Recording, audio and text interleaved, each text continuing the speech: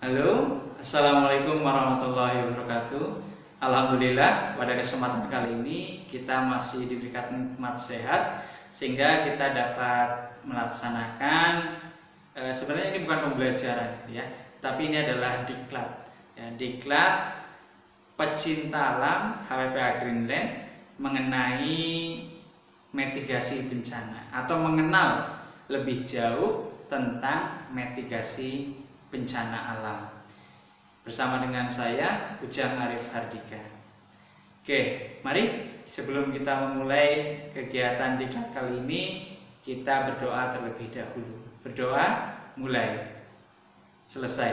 Oke, seperti yang tadi saya sampaikan di awal bahwa pada pertemuan kali ini bukan materi ya, tetapi ini adalah diklat. Tapi nanti di sana juga ada materi yang ingin saya sampaikan mengenai mitigasi bencana alam.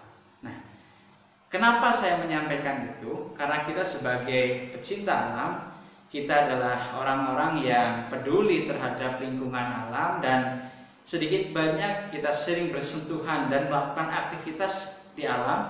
Kita harus mengetahui karakteristik dari alam itu. Dan kita juga harus mampu untuk beradaptasi dengan kondisi yang ada di alam. Bisa itu berupa bencana gitu ya, ataupun permasalahan-permasalahan lain yang ada di lingkungan kita. Oke, kenapa saya merasa penting ya menyampaikan bencana alam? Karena negara kita, Indonesia, ini adalah boleh dikata market of bencana. Jadi ketika kita mencari bencana, apa sih yang tidak ada di Indonesia? Nah, hal itu disebabkan karena apa? Disebabkan karena kondisi ya, kondisi letak baik itu geografis ataupun letak astronomis dari wilayah kita. Ya kan? Nah, di tampilan PowerPoint di sana itu ada beberapa bencana alam yang mungkin juga ada di Indonesia. Gempa bumi, banjir, tsunami, angin puting beliung, kekeringan, kebakaran hutan. Kita familiar mengenal itu. Letusan gunung api. Ya. Kita mengenal bencana-bencana itu. Kita pernah mendengar dan membaca beritanya yang terjadi di Indonesia. Nah, itulah pentingnya kita sekarang mengenal lebih jauh apa sih itu bencana, kemudian bagaimana cara kita beradaptasi. Tujuannya apa? Tujuannya agar kita survive, agar kita bertahan hidup ya dengan kondisi yang ada di lingkungan kita. Oke. Pengertian bencana alam. Bencana alam ini merupakan peristiwa atau rangkaian peristiwa yang mengancam dan mengganggu kehidupan dan penghidupan masyarakat ya, yang disebabkan baik oleh faktor alam dan atau faktor non alam atau faktor manusia sehingga mengakibatkan korban jiwa manusia, kerusakan lingkungan, kerugian harta benda dan dampak psikologis lainnya. Sedangkan menurut KBBI, bencana ini adalah sesuatu yang menyebabkan atau menimbulkan kesusahan, kerugian, atau penderitaan. Bisa itu berupa kecelakaan, bahaya, dan lain sebagainya. Sedangkan menurut Undang-Undang Nomor 24 Tahun 2007, bencana adalah peristiwa atau rangkaian peristiwa yang mengancam dan mengganggu kehidupan dan penghidupan masyarakat yang disebabkan baik oleh faktor alam dan atau faktor non alam maupun faktor manusia, kerusakan lingkungan, kerugian harta benda dan dampak psikologis lainnya. Itu menurut Undang-Undang Nomor 24 Tahun 2007. Kemudian kita melihat dari sifat bencana alam ya. Sifat bencana alam itu sendiri nanti ada 3. Yang pertama apa? Datang tiba-tiba. Nah, maksudnya gimana? Waktu terjadinya itu tidak dapat ditentukan. Jadi ketika kita berbicara bencana alam itu boleh dikata kita tidak meminta, kemudian kita juga tidak bisa besok akan terjadi gempa, besok akan terjadi tsunami, tidak bisa seperti itu. Karena sifat dari bencana alam itu adalah datangnya tiba-tiba. Tetapi ingat, datangnya tiba-tiba, tetapi sebelum terjadinya bencana kita akan diberikan tanda-tandanya oleh alam ketika akan terjadi suatu bencana alam. Nah, itu yang perlu kita pahami. Tandanya apa? Kemudian agar kita apa? Agar kita mampu melakukan adaptasi. Tujuannya apa? Untuk meminimalisir korban, baik itu harta ataupun jiwa. Yang kedua, bencana alam ini sifatnya bisa komunal, bisa juga lokal. Jadi bisa bersifat luas, menyeluruh, kayak gitu ya. Tetapi juga bisa bersifat lokal, hanya terjadi di suatu wilayah saja. Contohnya ketika kita berbicara komunal. Nah, bencana yang bersifat komunal ini contohnya salah satunya adalah pas terjadinya tsunami Aceh. Nah, itu dampaknya bukan hanya di Aceh, tetapi di berbagai wilayah yang ada di Indonesia, bahkan di negara tetangga. Kemudian letusan Gunung Rakatau. Nah, kalau yang lokalnya seperti apa, Pak? Misalkan bencana itu berupa bencana longsor lahan atau tanah longsor. Nah, itu berada di titik tertentu, di kecamatan tertentu, di desa tertentu, kan kayak gitu, di RT dan di RW tertentu. Nah, itu yang terdampak di sana. Itu bersifat lokal. Kemudian yang ketiga, hanya bisa dideteksi dengan gejala-gejala, ciri-ciri atau tanda-tanda alam. Oke, nanti di sini saya tidak akan menjelaskan secara detail ya. Untuk di video ini nanti saya akan memberikan gambaran secara umum saja. Kemudian nanti untuk materinya dapat diakses oleh kalian secara full. Dari materi PowerPoint ini lebih kurang ada 106 slide begitu. Jadi nanti saya akan menyampaikan hal-hal pentingnya saja, hal pokoknya saja. Oke. Jenis bencana alam menurut Undang-Undang Nomor 24 Tahun 2007 ya. Bencana itu ternyata ada bencana alam, bencana non alam, kemudian bencana sosial. Bencana alam tadi sudah disampaikan, bencana yang diakibatkan oleh peristiwa atau serangkaian peristiwa yang disebabkan oleh alam, antara lain berupa gempa bumi, tsunami, gunung meletus, banjir, kekeringan, angin topan, dan tanah longsor. Sedangkan bencana non alam ini merupakan bencana yang diakibatkan oleh peristiwa atau rangkaian peristiwa non alam. Antara lain berupa gagal teknologi, gagal modernisasi, kemudian epidemi atau pandemi gitu ya, dan wabah penyakit. Nah, ini sebagai salah satu bencana non alam. Dan kita sebagai umat manusia yang ada di bumi saat ini, kita sedang merasakan atau sedang dilanda oleh permasalahan bencana non alam yang ada saat ini. Nah, bagaimana Pak langkah mitigasinya? Langkah mitigasi adalah kita mengikuti. Ya. Langkah adaptasi bagaimana? Kita mengikuti dari arahan-arahan dari para ahli, arahan dari pemerintah agar permasalahan bencana non alam ini segera usai dan kehidupan manusia di bumi akan kembali normal. Kemudian yang ketiga, bencana sosial. Ini adalah bencana yang diakibatkan oleh peristiwa atau serangkaian peristiwa yang diakibatkan oleh manusia yang memiliki konflik sosial antara kelompok atau antar komunitas masyarakat. Bisa juga berupa teror. Nah, jadi bencana sosial bisa berupa separatis, bisa berupa terorisme, itu bisa masuk ke dalam bencana sosial. Kemudian demonstrasi yang berujung dengan anarki, ini juga kaitannya dengan bencana sosial. Yang berbahaya yang mana Pak? Semuanya berbahaya. Semuanya memiliki tingkat resikonya masing-masing. Kayak gitu. Tinggal bagaimana kita dapat melakukan pencegahan. Tadi istilahnya adalah mitigasi. Kemudian bagaimana kita dapat beradaptasi? Agar apa? Agar kita tetap survive. Ketika kita mengalami bencana alam, kita tetap bertahan hidup, survive kayak gitu.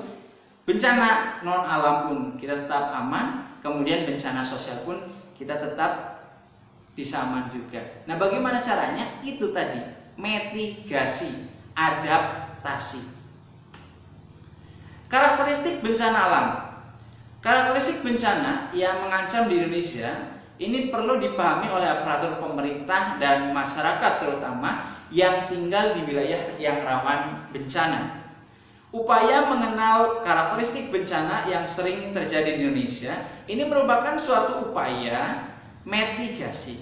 Karena dengan mengenal karakteristik tersebut, kita dapat memahami perilaku dari ancaman sehingga dapat diambil langkah-langkah yang diperlukan dalam mengatasi atau paling tidak mengurangi kemungkinan dampak yang ditimbulkan.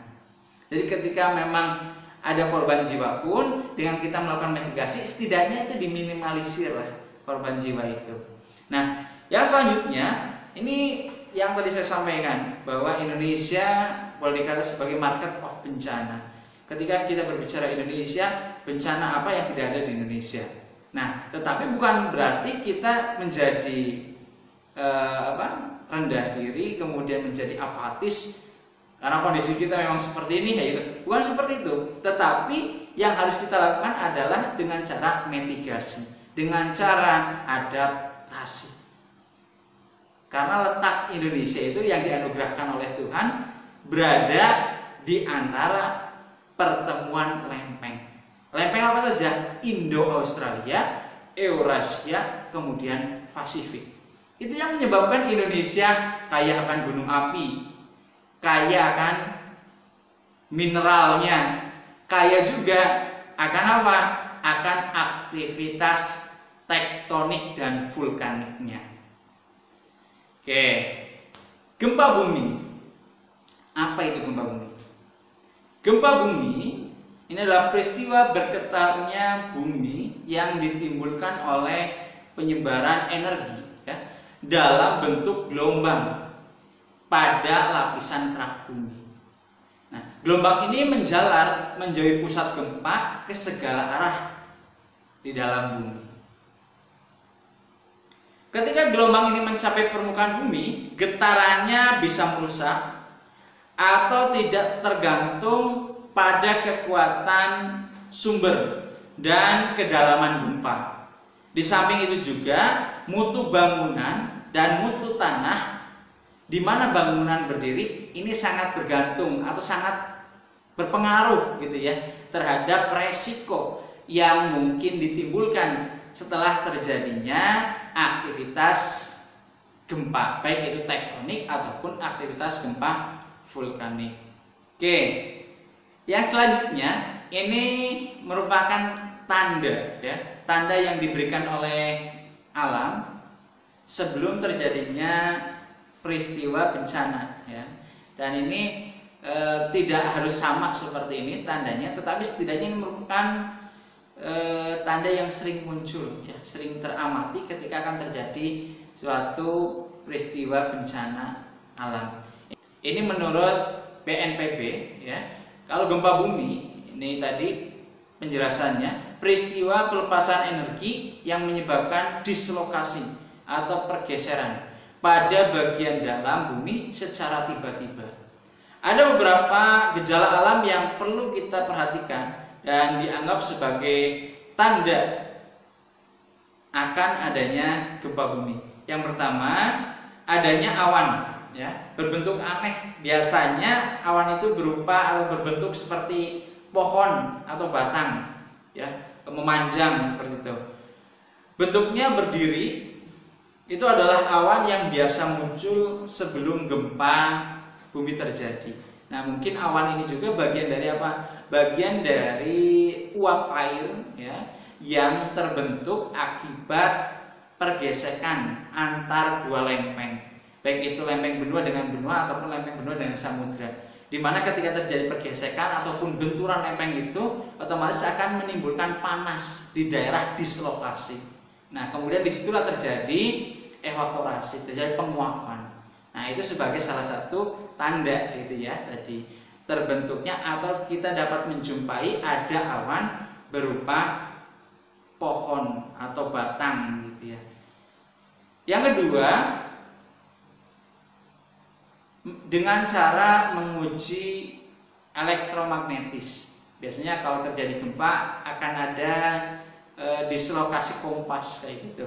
Nah, karena ya tadi ada pergesekan lempeng, kemudian menimbulkan panas dan disitu biasanya nanti terpengaruh atau adanya perubahan gelombang elektromagnetis. Kemudian yang ketiga, perilaku hewan di sekitar. Kecenderungan kalau hewan seperti kuda gitu ya, anjing, ini akan merasa lebih peka. Mereka akan gelisah kayak gitu, tiba-tiba gelisah, tidak tenang. Nah, ini mungkin bisa jadi sebagai pertanda juga. Kemudian yang keempat, perhatikan apakah air tanah tiba-tiba surut atau tidak seperti biasanya.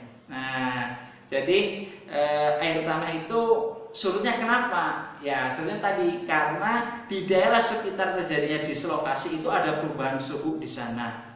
Ya, otomatis perubahan suhu itu akan berpengaruh juga terhadap kondisi air tanah ya, yang ada di sekitar wilayah terjadinya dislokasi. Biasanya tiba-tiba akan berkurang kayak gitu ya, debit airnya akan seolah lebih turun atau lebih rendah kayak gitu. Oke, yang selanjutnya ini kaitannya dengan penampang melintang bumi, kaitannya dengan proses gempa tadi. Kenapa bisa terjadi goncangan Pak di permukaan bumi? Ini proses seperti ini. Karena di bumi itu ada arus konveksi. Arus konveksi itu terjadi karena apa? Karena di inti bumi itu ada proses pemanasan. Nah, ketika kita melihat penampang melintang bumi itu seperti kue lapis gitu ya, berlapis-lapis seperti itu. Yang mana paling atas kita kenal dengan litosfer ya, lapisan kulit bumi dengan karakteristik dia itu adalah keras gitu ya. Lapisan batuan, lapisan tempat tinggal hidup makhluk hidup, itu adalah litosfer. Kemudian di bawah litosfer itu nanti ada yang kita kenal dengan antenosfer. Ya, antenosfer ini boleh dikata sebagai mantelnya lah, ya, mantel dari bumi. Jadi sifatnya itu bersifat elastis. Ya. Sedangkan yang di bawahnya lagi itu nanti ada inti bumi. Nah, disinilah yang panas, kayak gitu. Nah, dari panas bumi yang berasal dari inti itu, dari core itu, kemudian nanti akan menggerakkan lapisan mantel antenosfer yang bersifat elastis itu tadi. Nah, gerakan itu yang berbentuk arus konveksi, ya. Kita analogikan seperti ketika kita memasak air di dalam panci kayak gitu ya. Inti buminya itu adalah api dari kompor, kemudian air itu adalah lapisan antenosfer, kemudian tutup dari panci itu adalah litosfernya. Nah, kita bayangkan seperti itu. Ketika terus dipanaskan, kemudian lambat laun dari antenosfer itu akan bergerak. Nah, menimbulkan gerakan arus konveksi. Dari gerakan arus konveksi itu kemudian semakin kuat itu akan menggetarkan bagian dari permukaan buminya. Atau kalau kita analogikan tadi sedang memasak air itu adalah tutup dari panci itu. Nah, itu yang kita alami ketika terjadi gempa bumi. Peristiwa itulah yang terjadi di bawah bumi itu. Oke. Ya, selanjutnya ini ada analogi ya kaitannya dengan bahwa bumi itu sebenarnya dulunya itu adalah satu kesatuan, ada Gondwana gitu ya, dan Pangea. Nah, tetapi lambat laun karena adanya pergerakan lempeng itu, sehingga bumi itu sekarang kita kenal dengan beberapa benua. Nah, gitu, ada benua Asia, Eropa, Afrika, ya, Antartika dan lain sebagainya. Nah, ini kaitannya dengan penjalaran gelombang gempa bumi yang terjadi dengan tingkat resikonya masing-masing. Kemudian yang selanjutnya ini bencana tsunami, ya, sebagai gelombang laut dengan periode panjang. Oke, yang selanjutnya ini tsunami. Tsunami merupakan bencana yang terjadi sebagaimana gelombang laut dengan periode panjang yang ditimbulkan oleh gangguan impulsif dari dasar laut. Nah, gangguan impulsif tersebut bisa berupa gempa bumi tektonik, erupsi vulkanik, ataupun longsor. Nah, kecepatan tsunami yang naik ke daratan atau run up, ya, berkurang menjadi sekitar 25 sampai 100 km per jam. Yang mana tanda-tanda dari tsunami itu bisa berupa yang pertama, air laut yang surut secara tiba-tiba. Kemudian yang kedua, aroma garam yang sangat menyengat. Dan yang ketiga, di mana tanda-tanda tsunami yang pertama, ini air laut yang surut secara tiba-tiba. Yang kedua, aroma garam yang sangat menyengat. Kemudian yang ketiga, dari kejauhan tampak gelombang putih dan suara gemuruh yang sangat keras. Nah, jadi tsunami ini merupakan salah satu bencana yang memang memiliki tingkat resiko atau tingkat bahaya tinggi, ya. Dan di Indonesia tsunami memiliki potensi yang besar. Terjadi khususnya adalah di wilayah-wilayah yang berhadapan langsung dengan laut lepas, seperti Samudra Hindia, seperti itu. Tetapi bencana tsunami ini dapat kita minimalisir dengan kita mengetahui tanda-tandanya, dengan kita mengetahui langkah-langkah mitigasi yang harus kita lakukan ketika terjadi tanda-tanda itu. Tetapi ada salah satu tsunami yang kecenderungan ini gejalanya berbeda dengan gejala tsunami yang diakibatkan oleh aktivitas tektonik, yaitu adalah erupsi vulkanik gunung api yang nanti akan menimbulkan longsoran di sana. Nah, ini yang terjadi pada saat tsunami di Anyer, gitu ya, di Selat Sunda. Di sana terjadinya bukan tsunami yang diakibatkan oleh aktivitas tektonik dengan tadi tanda-tanda yang saya sampaikan, tetapi ini adalah tsunami yang diakibatkan aktivitas erupsi vulkanik atau longsoran. Jadi seolah-olah tidak terjadi apa-apa, air itu tidak surut, kemudian tidak ada goncangan gempa terlebih dahulu, gitu ya. Tidak tercium aroma garam yang sangat menyengat, tetapi tiba-tiba langsung terjadi gelombang pasang yang menyapu ke daratan. Nah, ini adalah tsunami yang diakibatkan oleh erupsi vulkanik atau longsoran. Tetapi untuk yang erupsi vulkanik atau longsoran ini kecenderungan terjadinya itu hanya di daerah atau wilayah yang memiliki gunung api dasar laut biasanya.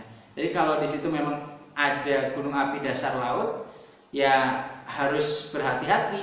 Bukan hanya gejala tsunami yang mungkin muncul dari aktivitas tektonik, tapi bisa saja itu nanti aktivitas erupsi vulkanik gunung api atau longsoran itu juga dapat memicu terjadinya tsunami di sana. Materi selanjutnya ini kaitannya dengan tsunami.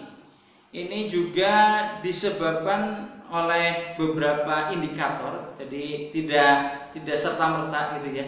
Ketika terjadi gempa bumi, terus kemudian di pantai itu akan terjadi tsunami, tidak seperti itu. Tetapi ada beberapa indikatornya. Salah satunya adalah gempa bumi besar. Ini lebih dari 6,5 skala Richter. Terus kemudian yang kedua, ini gempa tersebut berada di dasar laut dengan kedalaman kurang dari 50 km. Ya. Kemudian yang ketiga, ini merupakan daerah subduction. Jadi daerah pertemuan atau tumbukan lempeng biasanya. Dan yang keempat, perubahan secara tiba-tiba sehingga menyebabkan gelombang. Nah, perubahan yang secara tiba-tiba itu terjadi pada dasar laut kayak gitu ya, atau yang dikenal dengan dislokasi. Antara apa? Antara bisa saja itu lempeng samudra dengan lempeng samudra, ataupun lempeng samudra dengan lempeng benua. Jadi ketika terjadi subduction kayak gitu ya, terjadi benturan di situ, tabrakan lempeng, di sana ada salah satu lempeng itu yang tiba-tiba turun, nah itu amblas. Nah, itulah yang juga menyebabkan terjadinya gelombang tsunami. Oke, yang selanjutnya ini nanti akan saya sampaikan atau saya tampilkan kaitannya dengan bagaimana proses terjadinya gelombang tsunami. Terus kemudian di sini ada rentang waktu ya antara titik gempa terus kemudian menimbulkan gelombang sampai ke permukaan atau sampai ke daratan. Jadi ketika terjadi tsunami itu tidak serta-merta gitu ya. Terjadi gempa, terus kemudian tanda yang tadi saya sampaikan, mulai dari air laut itu tiba-tiba surut, tercium aroma garam, tidak serta-merta langsung datang tsunami itu, tetapi nanti ada rentan waktu ya. Ada jarak dari tanda pertama itu sampai terjadinya gelombang atau air laut itu sampai ke daratan. Nah, waktu itulah yang seharusnya kita manfaatkan untuk melakukan penyelamatan diri. Dengan sesegera mungkin kita meninggalkan daerah pantai, kemudian menuju daerah yang lebih tinggi dan dirasa aman dari gelombang tsunami dan bencana lanjutan setelah terjadinya gelombang tsunami tersebut. Nah, di sini dicontohkan juga ada peristiwa tsunami yang pernah melanda kita, Cilacap khususnya, ya gitu ya.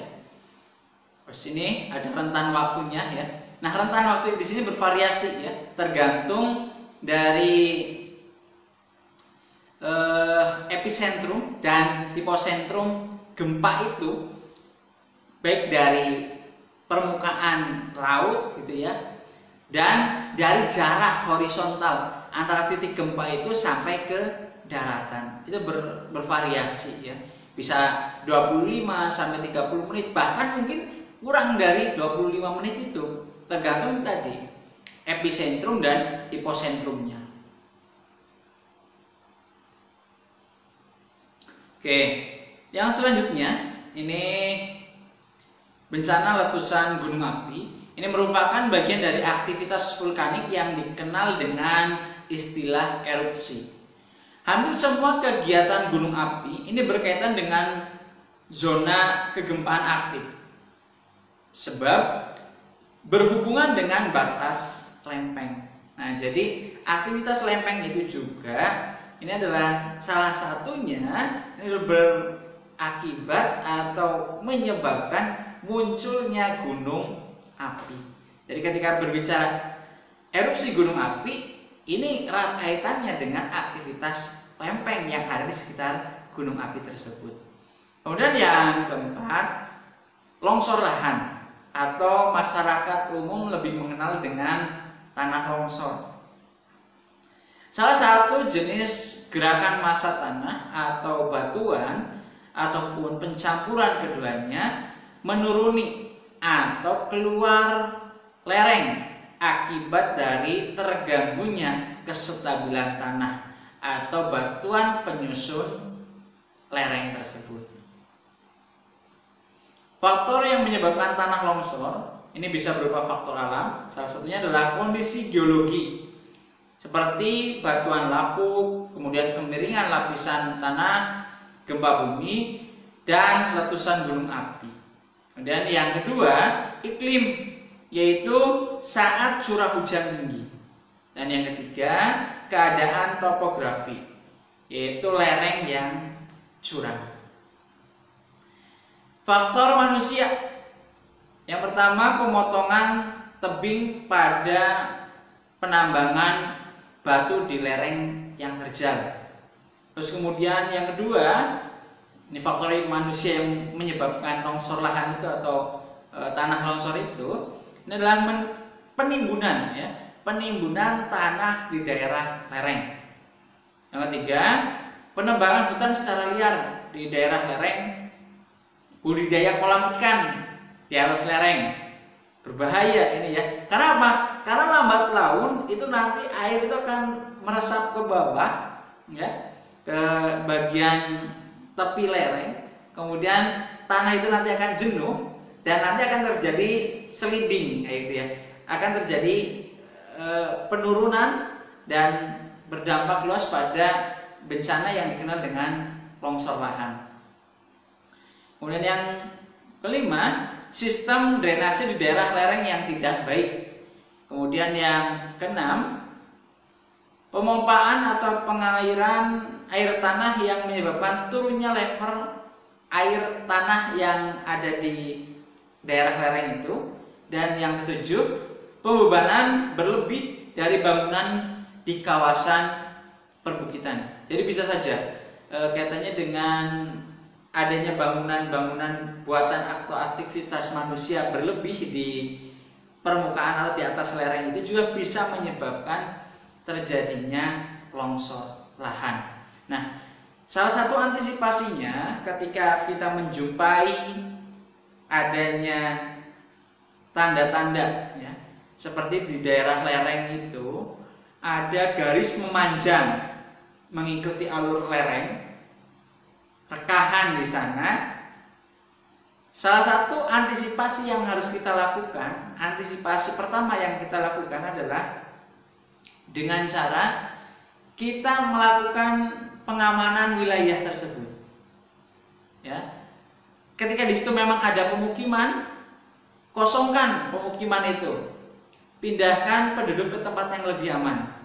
Nah, kemudian rekahan yang ada tadi di atas permukaan lereng itu segera kita tutup, ya, dengan menggunakan tenda, ya, dengan menggunakan tenda mengikuti alur rekahan yang ada di atas lereng. Kalau tidak ada tenda, kita bisa menggunakan cara konvensional lainnya dengan menggunakan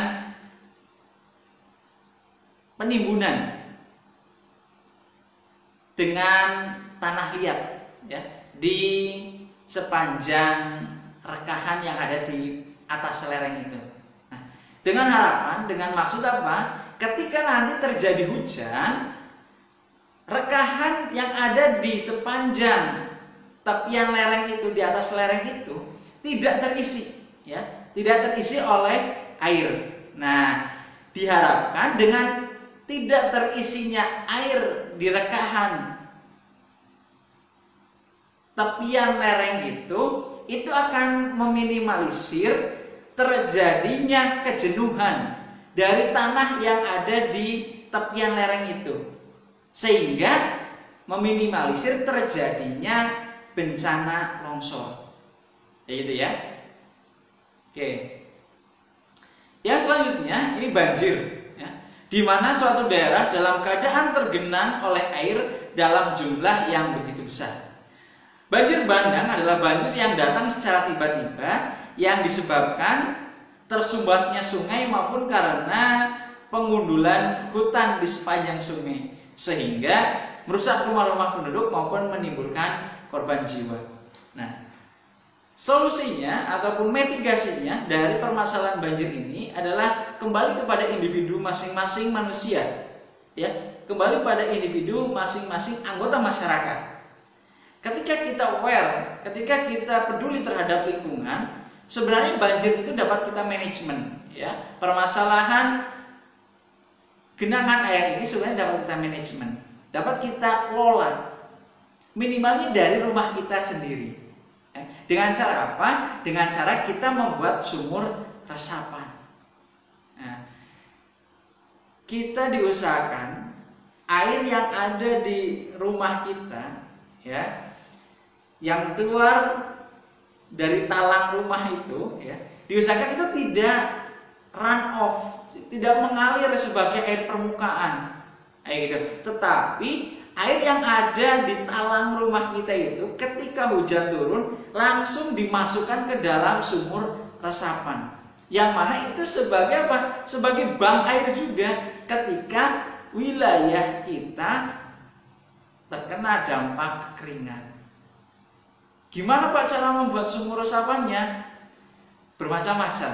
Ada yang menggunakan sistem biopori, ya. Ada yang menggunakan sumur bor. Sengaja memang sumur itu dibuat bukan untuk mencari air, tetapi adalah digunakan untuk menampung air ketika terjadi hujan. Nah, itu salah satu mitigasinya. Kemudian mitigasi lain yang sederhana lagi gitu ya, ini bisa menggunakan penanaman, ya, penanaman pohon atau melakukan penghijauan di sekitar wilayah tempat tinggal kita. Kemudian melakukan kerja bakti untuk melakukan normalisasi, pengecekan kaitannya dengan drainase yang ada di wilayah pemukiman kita. Banjir ini pada umumnya disebabkan oleh beberapa faktor. Hutan yang gundul, kemudian selokan air yang tersumbat, daerah resapan di daerah pemukiman yang kurang, pendangkalan sungai dan lain sebagainya. Nah, sebenarnya itu tadi dapat diantisipasi dengan hal-hal yang sudah saya sampaikan tadi di awal. Yang keenam, ini kekeringan. Ini berhubungan dengan ketersediaan air yang jauh di bawah kebutuhan air, baik untuk kebutuhan hidup, pertanian, kegiatan ekonomi, dan lingkungan. Ini tidak akan terjadi ketika kita mampu melakukan manajemen air. Tadi tidak akan terjadi kebanjiran, tidak akan terjadi kekeringan. Kemudian yang selanjutnya bencana angin topan. Ini pusaran angin kencang dengan kecepatan lebih kurang 120 km per jam atau lebih yang sering terjadi di wilayah tropis di antara garis balik utara dan garis balik selatan, kecuali daerah-daerah yang sangat berdekatan dengan khatulistiwa, di mana angin topan ini disebabkan oleh perbedaan tekanan dalam suatu sistem cuaca. Yang kedelapan, ini gelombang pasang. Gelombang air laut yang melebihi batas normal dan dapat menimbulkan bahaya baik di lautan maupun di daratan, terutama daerah pinggir pantai. Umumnya gelombang pasang terjadi karena adanya angin kencang atau topan, perubahan cuaca yang sangat cepat, dan karena adanya pengaruh dari gravitasi bulan maupun matahari. Nah, di sini harus dapat kalian bedakan ya antara apa itu tsunami, kemudian apa itu gelombang pasang. Jadi kalau tsunami garis besarnya itu terjadi akibat aktivitas tektonik dan vulkanik gunung api, ya, atau longsoran. Sedangkan kalau gelombang pasang ini bisa diakibatkan oleh angin, ya, terus kemudian bisa diakibatkan juga oleh benda-benda angkasa. Seperti ketika terjadi gerhana matahari, gerhana bulan, itu juga akan berdampak dari apa? Dari tingginya gelombang pasang yang ada di lautan. Kemudian yang kesembilan, ini kebakaran. Situasi di mana suatu tempat atau lahan atau bangunan dilanda api serta hasilnya menimbulkan kerugian. Nah, untuk kebakaran itu sendiri, kecenderungan yang terjadi di Indonesia khususnya adalah kebakaran hutan. Ini disebabkan oleh beberapa hal. Yang pertama, aktivitas manusia yang menggunakan api di kawasan hutan dan lahan sehingga menyebabkan kebakaran. Yang kedua, faktor alam yang dapat memicu terjadinya kebakaran hutan dan lahan. Yang ketiga, jenis tanaman yang sejenis dan memiliki titik bakar yang rendah serta hutan yang terdegradasi ini menyebabkan semakin rentan terhadap bahaya kebakaran. Oke, yang selanjutnya, ini adalah persebaran daerah rawan bencana alam di Indonesia. Indonesia ini merupakan daerah pertemuan 3 lempeng tektonik besar, yakni lempeng Indo-Australia, lempeng Eurasia, dan lempeng Pasifik. Di antara lempeng-lempeng tersebut terdapat retakan-retakan besar di kerak bumi. Berikut merupakan persebaran bencana beserta daerah yang berpotensi terhadap bencana alam di Indonesia. Nah, ini kaitannya dengan tadi visualisasi bahwa Indonesia itu terletak dalam 3 lempeng. Nah, inilah yang menyebabkan juga Indonesia kaya akan sumber daya alam, begitu pula dengan beberapa bencana alam pun terdapat di Indonesia. Yang pertama, ini adalah sebaran daerah gitu ya, yang rawan bencana. Di sini kaitannya dengan daerah rawan bencana gunung api. Saat lempeng Indo-Australia bertabrakan dengan lempeng Eurasia, lempeng tersebut jatuh ke dalam bumi di bawah Indonesia. Nah, lempeng-lempeng itulah yang meleleh dan menghasilkan magma. Karena tingginya suhu yang ada di dalam bumi, di banyak tempat magma itu kemudian muncul ke permukaan bumi dan membentuk gunung api. Aktivitas gerakan lempeng tektonik umumnya memunculkan aktivitas vulkanisme sehingga dapat mengakibatkan terjadinya gunung meletus. Nah, daerah potensi bencana letusan gunung api itu di Indonesia ya dapat diidentifikasi seperti di daerah Aceh, kemudian Sumatera Utara, Sumatera Barat, Bengkulu, Lampung, Jabar, Jawa Tengah, dan masih banyak lainnya, khususnya adalah dari Pulau Sumatera sampai ke timur Indonesia, kemudian nanti agak naik ke atas ke Pulau Sulawesi.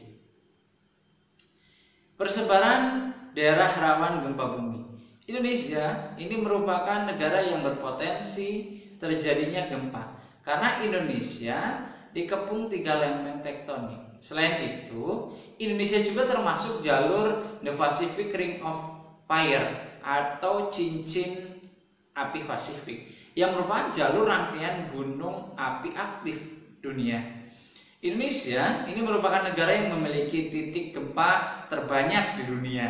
Indonesia juga merupakan negara rawan gempa terbesar di dunia yang dapat menimbulkan gelombang tsunami.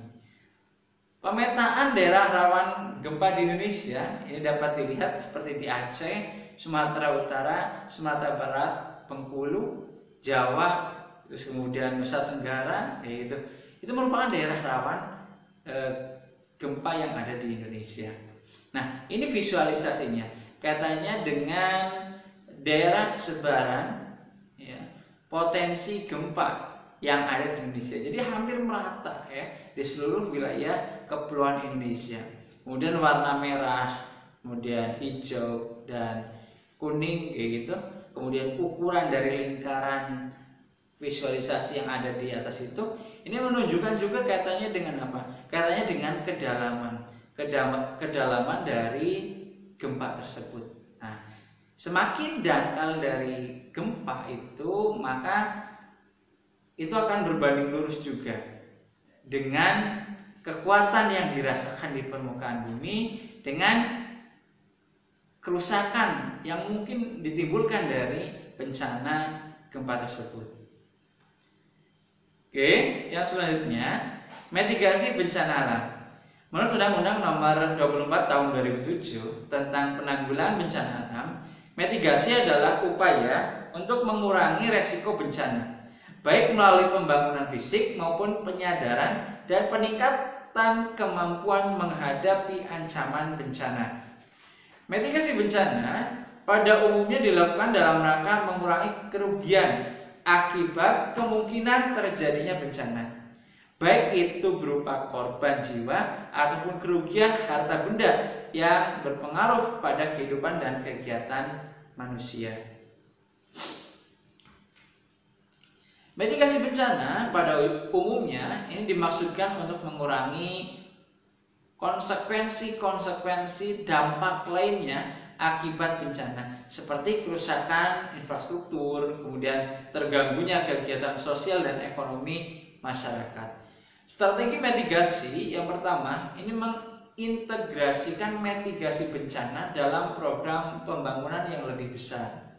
Jadi mitigasi bencana itu tidak dapat berdiri sendiri gitu ya. Tapi ini adalah bagian yang seharusnya melekat dalam kehidupan setiap anggota masyarakat dalam setiap rangkaian kegiatan pembangunan kayak gitu. Baik itu pembangunan yang bersifat struktural ataupun non struktural. Yang kedua, pemilihan upaya mitigasi harus didasarkan atas biaya dan manfaat.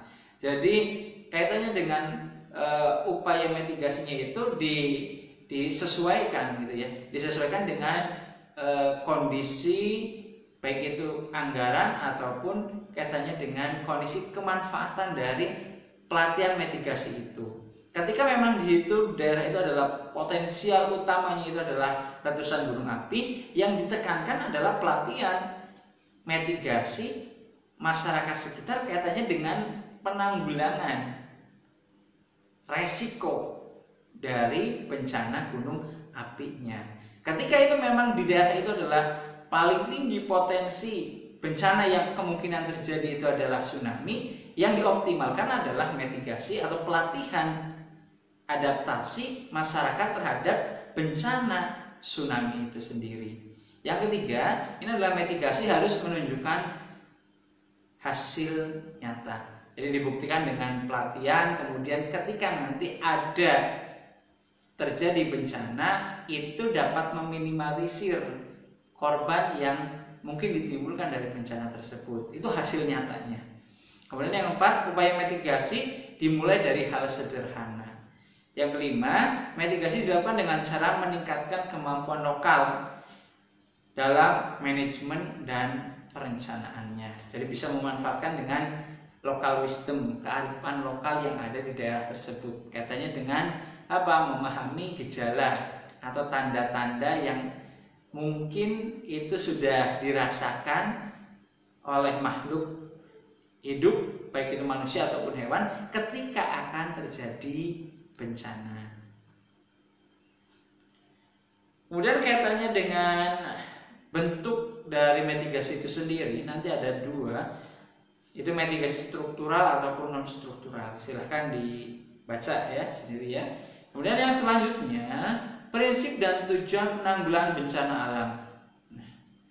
Berdasarkan Undang-Undang Nomor 24 Tahun 2007 tentang penanggulangan bencana alam, bahwa prinsip penanggulangan bencana alam ini meliputi cepat, tepat, prioritas, koordinasi, keterpaduan, berdaya guna, berhasil guna, transparansi, akuntabilitas, kemitraan, pemberdayaan, mendiskriminatif, dan non-proletis. Ya, maksudnya apa ini yang kaitannya dengan mendiskriminatif? Maksudnya apa? Ini mendiskriminatif gitu ya. Nah, mendiskriminatif di sini maksudnya ketika kita berbicara penanggulangan bencana, jadi nanti kita menentukan juga skala prioritas. Mana yang harus lebih didahulukan? Di daerah mana kayak gitu. Nah, kita melihat dari apa? Melihat dari ketersediaan sumber daya, rescue-nya. Kemudian kita juga melihat dari apa? Melihat dari tingkat kerusakan ya yang diakibatkan oleh bencana tersebut. Jadi ada istilah mendiskriminatif di situ. Tapi bukan berarti tidak membantu atau mengesampingkan ya merescue wilayah lain atau wilayah yang kurang terdampak, tidak. Tapi kita harus menentukan skala prioritasnya. Ketika kita dihadapkan dengan sumber daya rescue yang terbatas. Adapun tujuan penanggulangan bencana alam, yang pertama memberikan perlindungan kepada masyarakat dari ancaman bencana. Kemudian yang kedua, menyelaraskan peraturan perundang-undangan yang sudah ada. Yang ketiga, menjamin terselenggaranya penanggulangan bencana alam secara terencana, terpadu, terkoordinasi, menyeluruh, dan menghargai kearifan lokal atau budaya lokal. Tahap penanggulangan bencana ya. Tahap penanggulangan bencana ini merupakan serangkaian upaya yang meliputi penataan kebijakan, pembangunan yang beresiko timbulnya bencana, kegiatan pencegahan bencana, kemudian tanggap darurat dan rehabilitas. Nah, Penanggulangan bencana ini dapat dibagi menjadi 3 tahap. Tahap prabencana merupakan kegiatan yang dilakukan dalam rangka mencegah terjadinya bencana alam, sehingga nantinya dapat mengurangi kerugian yang diakibatkan bencana alam itu sendiri. Ini adalah tahap prabencana. Kemudian dalam tahap prabencana itu sendiri nanti ada pencegahan bencana, kesiapsiagaan, peringatan dini, dan mitigasinya seperti apa. Yang kedua, ini tahap tanggap darurat. Serangkaian kegiatan yang dilakukan dengan segera saat terjadinya bencana untuk menangani dampak buruk yang ditimbulkan, meliputi kegiatan penyelamatan, evakuasi korban, ya, baik itu harta, benda, terus memenuhi kebutuhan dasar, perlindungan, pengurusan pengungsian, penyelamatan, serta pemulihan prasarana dan prasarana. Dan tahap yang ketiga ini adalah tahap pasca bencana, ya, merupakan kegiatan yang dilakukan setelah terjadi bencana alam. Bentuk-bentuk tahap pasca bencana sebagai berikut, katanya dengan nanti ada rehabilitasi, kemudian rekonstruksi, jadi pembangunan fisik dan non fisiknya di situ. Dan ada skala prioritas, mana yang diutamakan, pembangunan umum terlebih dahulu, terus kemudian katanya dengan pembangunan yang bersifat bangunan-bangunan pribadi.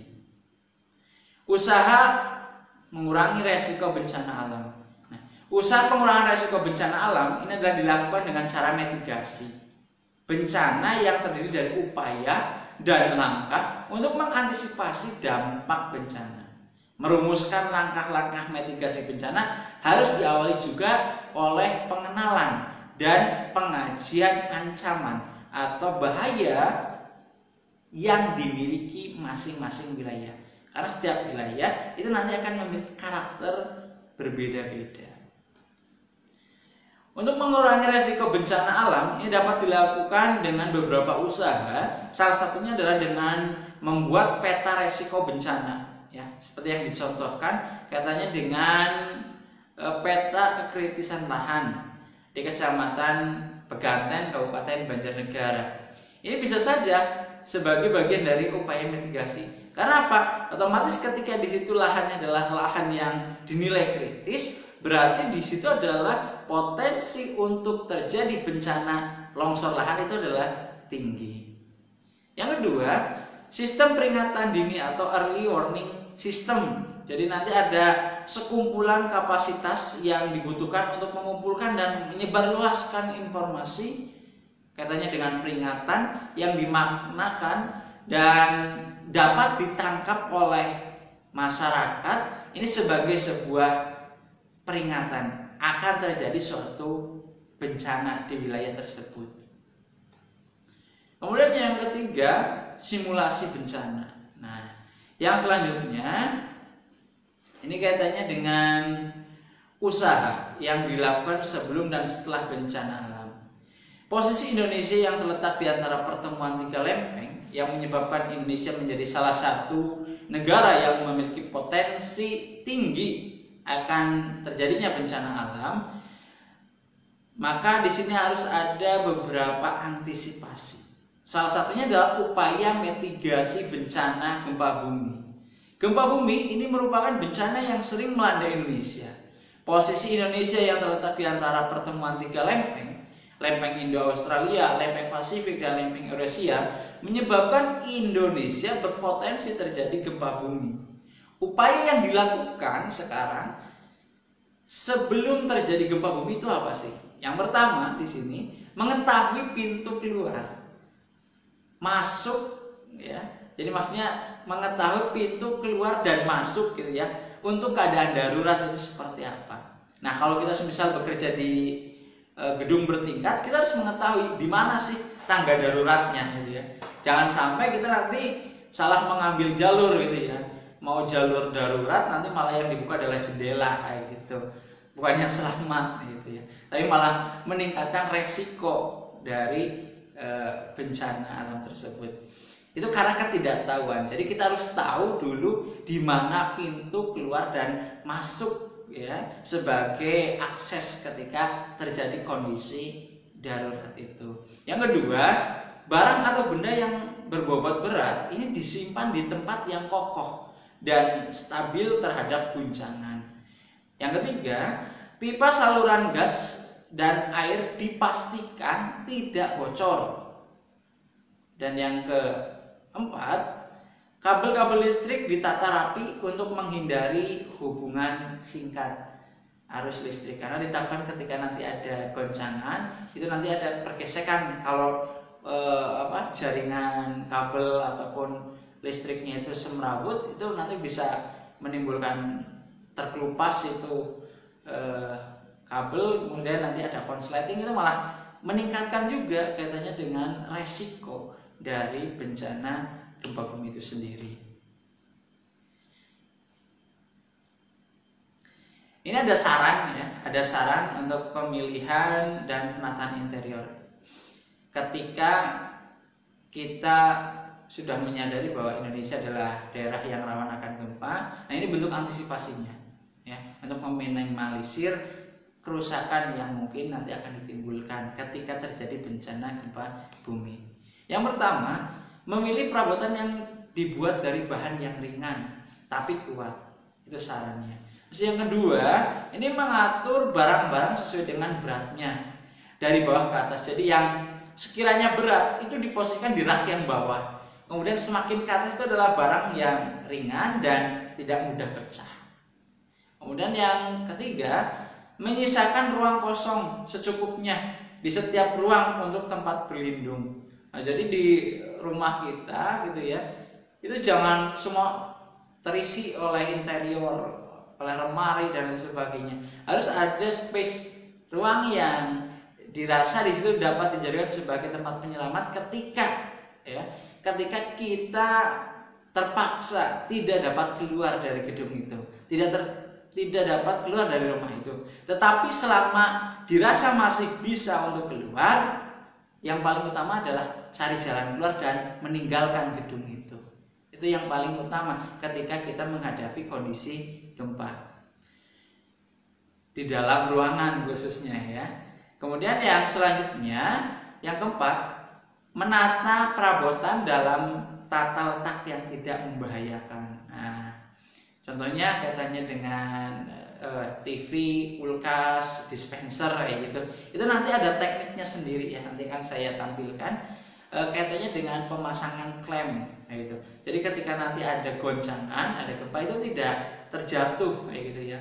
Tidak roboh karena dia sudah terklem atau teramankan kayak gitu ke dinding tembok kayak gitu. Kemudian yang kelima, menambahkan alat-alat pengaman. Misalnya klem bor nih ya, kemudian siku penopang dan lain sebagainya. Pada benda-benda yang dapat dianggap membahayakan seperti tadi yang saya sampaikan, ada TV dan lain sebagainya. Oke, nah ini gambarannya katanya dengan contoh model pengaturan rak ya. Jadi yang benda-benda yang berat, yang mudah pecah itu di bawah. Kemudian semakin ke atas semakin benda yang ringan dan tidak mudah pecah. Nah, ini katanya dengan pemasangan ya, pemasangan siku penopang seperti pada rak buku ataupun lemari. Jadi sehingga ketika terjadi goncangan itu diharapkan tidak mudah untuk roboh. Nah, ini lagi gambarannya. Terus kemudian ini pemasangan kaitannya dengan metode klem dan kawat kayak gitu. Jadi dipasang di dinding atau ke dinding kayak gitu dari benda itu, terus kemudian ditempelkan di dinding. Nah, ini contoh juga kaitannya dengan metode klem dan kawat. Nah, oke. Upaya yang dilakukan saat terjadi gempa. Tadi sebelum, sekarang saat terjadi gempa. Upayanya seperti apa? Yang pertama, jika berada di ruangan, usahakan tetap tenang dan tidak panik kayak gitu ya. Tetap tenang saja, tidak panik, tetapi pasti kita harus kemana nih, langkahnya mau seperti apa. Ketika memungkinkan masih keluar, segera keluar. Ketika memang tidak, cari tempat berlindung yang dirasa paling aman. Nah, misal kita berada di ruangan ya, di suatu gedung, tetapi tidak ada kesempatan ataupun sudah tidak bisalah kita keluar, ya. Ini solusi yang paling tidak diharapkan sebenarnya, karena yang paling diharapkan itu dapat keluar. Tapi paling tidak diharapkan, tetapi meminimalisir terhadap resiko yang mungkin kita akan terima, itu adalah dengan cara kita mencari siku, ya, mencari siku dari suatu gedung itu, suatu bangunan. Jadi ketika di situ ada pojokan, ya, pojokan yang berbentuk L kayak gitu, ya, di dalam bangunan itu, kita solusi terakhir itu adalah carinya ke sana, ya, ke sana. Kemudian kita berlindung di situ, berdiri di situ. Kemudian yang lainnya yang dapat kalian lakukan adalah mencari tempat berlindung seperti meja kayak gitu, ya, kursi yang dianggap itu kokoh dan dapat melindungi tubuh kita dari tertimbunnya oleh material-material yang mungkin jatuh kayak gitu, ya, dan akan menimpa kita. Yang kedua, jika berada di luar bangunan, carilah tanah yang lapang. Jadi ketika kau ada di luar bangunan, carilah tanah lapang dan diusahakan kondisi kita itu dekat dengan permukaan tanah. Jangan berdiri ataupun jangan berlari, ya, karena nanti kalau kita berlari ataupun berdiri itu goncangan yang akan kita rasakan itu akan terasa lebih, ya, lebih dahsyat kayak gitu, ketimbang ketika kita berusaha untuk sedekat mungkin dengan permukaan tanah. Kemudian yang ketiga, jika sedang mengemudi kendaraan, hentikan perjalanan dan segeralah menepi dan mencari tempat yang aman. Tips aman pada saat gempa bumi, ya. Yang pertama, jangan panik, ya. Berlindung di tempat yang paling aman. Nah, lakukan dock atau drop, cover and hold. Jadi dengan cara berlindung gitu, ya, bisa di meja, di kursi tadi yang seperti saya sampaikan. Kemudian tangan kita juga selalu berada di atas kepala kita sebagai bentuk perlindungan. Tetap waspada, hindari runtuhan dan retakan bangunan. Jangan menggunakan telepon dan ponsel terlebih dahulu. Upaya yang dilakukan setelah terjadi gempa. Periksa diri Anda dan orang di sekeliling Anda apakah baik-baik saja atau mengalami luka-luka. Yang kedua, jika terdapat korban yang mengalami luka-luka, gunakan kotak P3K. Yang ketiga, menyalakan radio ataupun televisi untuk mengetahui informasi dari instansi pemerintahan. Yang keempat, jika getaran gempa cukup kuat, dirikanlah tenda-tenda darurat, ya, karena dimungkinkan nanti akan ada atau dikhawatirkan gitu, ya, nanti akan ada gempa-gempa susulan lainnya. Dan yang kelima, periksa keadaan rumah dan sekeliling rumah Anda. Oke, yang selanjutnya tsunami. Tsunami sangat berpotensi bahaya meskipun tsunami ini tidak merusak garis pantai.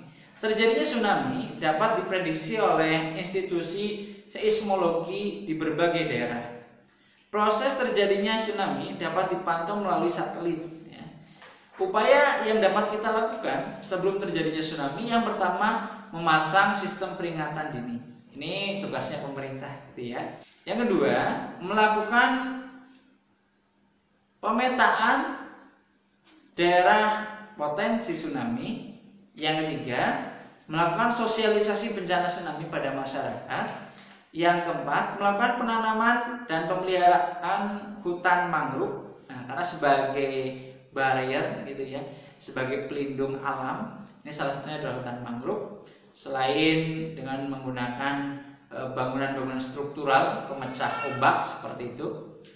Dan yang kelima, menentukan jalur dan tempat evakuasi yang dirasa aman. Salah satunya adalah, biasanya itu adalah daerah yang memiliki ketinggian, nah, itu yang dianggap aman untuk menghindar dari bencana tsunami. Upaya yang dilakukan saat terjadi tsunami. Yang pertama, memberikan tanda peringatan dan informasi untuk memandu penduduk mencapai tempat yang aman. Yang kedua, menggerakkan tim penyelamat beserta peralatan pendukung yang dapat membantu untuk melakukan evakuasi Dan yang ketiga, memantau perkembangan keadaan untuk menentukan langkah-langkah berikutnya. Upaya yang dilakukan setelah terjadi tsunami. Yang pertama, mencari korban untuk dilakukan evakuasi ke tempat yang lebih aman. Yang kedua, memberikan pertolongan ya bagi para korban bencana alam. Yang ketiga, menyiapkan tenda-tenda darurat untuk penampungan para korban bencana. Yang keempat, memberikan bantuan makanan dan obat-obatan. Setelah yang kelima, mengidentifikasi berbagai kerusakan yang mungkin ditimbulkan.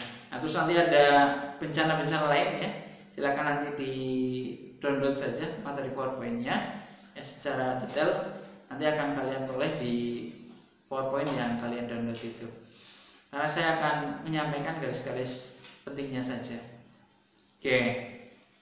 Ada tanah longsor, kemudian tadi ada letusan gunung api, ada banjir, ya, keringan, angin topan, gelombang pasang, kebakaran. Nah, untuk kebakaran di sini nanti saya akan tampilkan sebuah video kaitannya dengan pemanfaatan atau penggunaan APAR ya, alat pemadam api ringan ya. Yang mana ini biasanya ada di gedung gitu ya, ada di perkantoran ya gitu. Mungkin di SPBU juga ada. Jadi ketika kalian nanti berada di suatu wilayah tersebut atau di suatu tempat tersebut yang kemudian terjadi bencana kebakaran di sana dan ada alat ini, kalian dapat menggunakan itu ya. Dapat menggunakan itu untuk melakukan pemadaman. Jadi untuk pemadaman itu sendiri ketika terjadi bencana alam ya memang ada beberapa cara, bisa itu cara tradisional ataupun cara modernnya. Nah, nanti akan saya tampilkan videonya. Oke, ini ada beberapa lembaga ya, lembaga penanggulangan bencana. Jadi ada lembaga-lembaga yang memang kompeten di masalah kebencanaan ini ya, untuk tujuannya tadi meminimalisir resiko yang mungkin ditimbulkan ketika terjadi bencana alam. Seperti Kementerian Sosial ya, atau dahulu bernama Kemensos. Kemudian ada Palangkarah Indonesia, Badan Nasional Penanggulangan Bencana atau BNPB, Badan SAR Nasional atau Basarnas. Ini adalah lembaga pemerintah non kementerian Indonesia yang bertugas melaksanakan tugas pemerintah di bidang pencarian dan pertolongan. Nah, tugas dan fungsi Basarnas adalah penanganan musibah, pelayaran, penerbangan, dan bencana alam dalam upaya pencarian dan pertolongan saat terjadi bencana. Oke, ya. Ini yang selanjutnya, ya. Kaitannya dengan kelembagaan tadi yang berkompeten di penanganan kebencanaan ini adalah yang kelima, BMKG.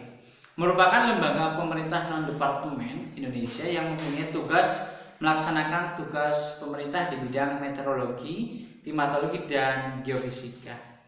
Tugas BMKG itu sendiri yang pertama mengkaji dan menyusun kebijakan nasional di bidang meteorologi, klimatologi, serta kualitas udara dan geofisika.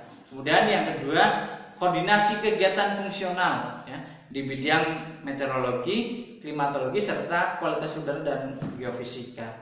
Dan yang ketiga, memfasilitasi dan pembinaan terhadap kegiatan instansi pemerintah dan swasta di bidang meteorologi, klimatologi, serta kualitas udara dan geofisika. Jadi BMKG ini di sini sebagai lembaga pemerintah yang mencari, mengolah, kemudian menginformasikan ya, berbagai informasi kaitannya dengan kondisi meteorologi, klimatologi, dan geofisika yang ada di wilayah Indonesia. Untuk diambil apa? Diambil langkah-langkah oleh lembaga di bidang kebencanaan lainnya untuk mengambil langkah-langkah mitigasi bencana, kayak gitu. Terima kasih. Mungkin itu yang dapat saya sampaikan pada diklat kaitannya dengan pengenalan mitigasi bencana. Detailnya silakan kalian baca kembali, amati kembali. di PowerPoint yang saya share kayak gitu ya. Kemudian nanti kalau misal ada hal yang perlu ditanyakan, silahkan ditanyakan saja, bisa di kolom komentar yang gitu.